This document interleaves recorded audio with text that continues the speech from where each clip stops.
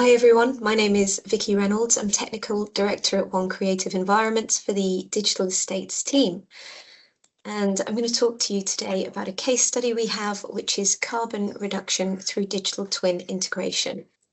So, One Creative Environments, we're a multidisciplinary organisation, and we cover areas such as smart assets, digital estates, BIM, architecture, engineering, interiors, landscape, and we have a platform called One Engage, which is a building safety management platform.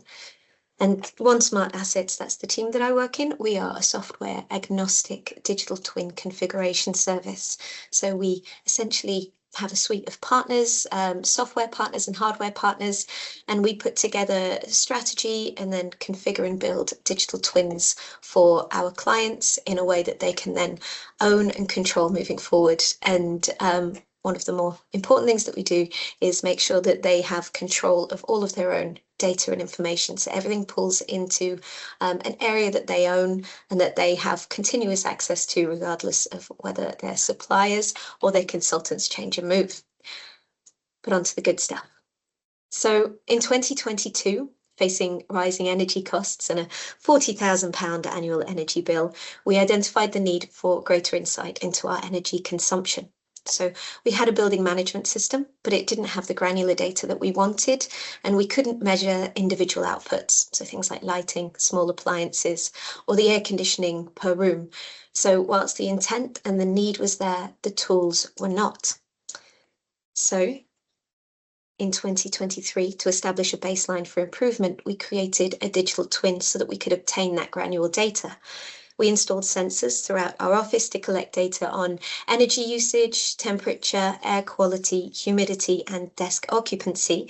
And in addition, we put in advanced IoT submetering to monitor individual distribution board circuits and isolate our underperforming systems so that we could identify those specific offenders that were responsible for excess energy consumption and emissions.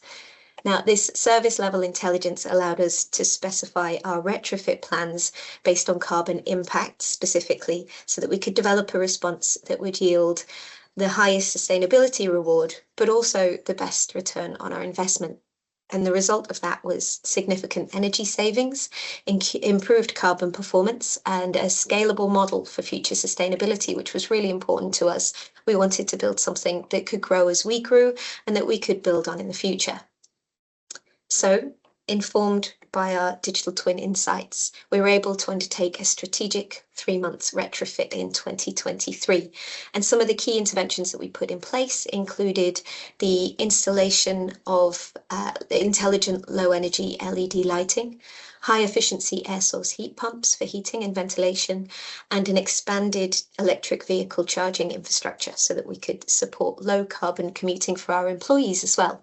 And these upgrades directly addressed the inefficiencies that we'd identified by our digital twin monitoring system. And it also aligned with wider sustainability and our staff wellbeing objectives. But let's talk about the important stuff, money. So as you can see, post-retrofit, which was June to August in 2023, our energy costs immediately dropped.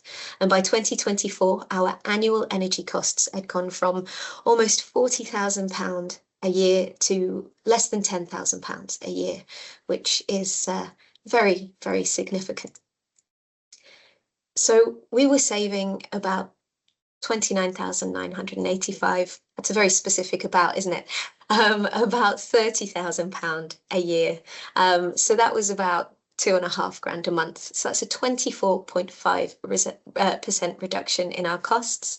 And the total cost of the refurb was about £425,000, the capital cost there. Now, we wouldn't have been able to afford that. Even though we knew that there would be a return on investment and we'd taken a very smart approach to identifying what needed to be changed, we just didn't have the capital costs to put forward up front. So we spoke to our landlord and agreed with them that we would rentalize. They would pay up front for the changes and the improvements, and there would be an increase of our rent of just over £2,000 a month. Now, the benefit of this is that they got extra rent, and that additional rent would continue after the repayment of the refurbished works had been paid off. So we're very happy with that. And the benefit to us was that our energy costs significantly reduced, so much so that it covered the cost of the extra rent. So everybody was happy. But ultimately, saving money wasn't the primary goal for us. What we found was that our EPC rating improved from a D to an A, so a significant improvement there. And there was a significant Scope 2 and Scope 3 carbon reductions. Our indoor air quality and thermal comfort was improved, and the lighting, reliability, and sensor automation had all been improved as well, which understandably led to greater employee satisfaction with the working environment, and they very much enjoyed the electric vehicle infrastructure that we had in place. And interestingly, our carbon footprint was lowered per employee, even though we grew as an organisation between 2022 and 2024. So continual improvement there. And we got external verification by Positive Planet. And we've recently been awarded B Corp status as well for the organisation. So we really do have sustainability at the focus of everything that we do. And this system that we put in place allowed us to achieve that. And I think one of the things that this really highlights is when you have the ability to put in place monitoring before you take any action, that is a significant opportunity to make better decisions. We didn't go too big and too broad. We looked at exactly what needed to be improved, and we targeted those improvements in a very measured way. And that is where we got that much higher return on investment, and we were able to then build something that could grow and expand in the future. So that was our proof of concept almost in 2022 for this development of digital twins and the best ways to put them together.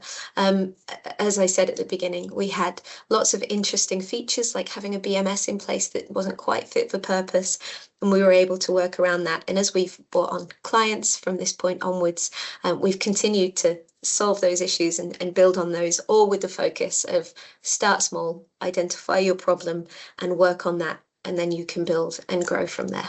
And that's it from me. Thank you very much.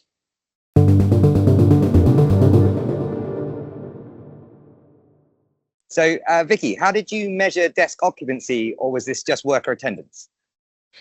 So we used under-desk IoT sensors, so they would just monitor presence only. I think they were press-act sensors. In fact, they were press-act sensors. It was a really interesting metric, actually, because prior to that, we thought that we were reaching occupancy at our headquarters, but actually through our flexible working that we have in place and monitoring who was coming into the office and when, we were able to identify that actually we were fine with what we've got. We did trial a desk booking system, but we didn't really need it in the end. Also, experience tells me that desk booking systems are notoriously unreliable for what's actually going on in the world, as people with most authority tend to book out desks forever, regardless of what they're doing. Vicki, the basic math here on, it takes a while to pay back. How did you manage to sell that long-term incremental gain over short-termism, effectively? Yeah, it's a really good question. And 15 years is about the right estimation. That's what we figured as well.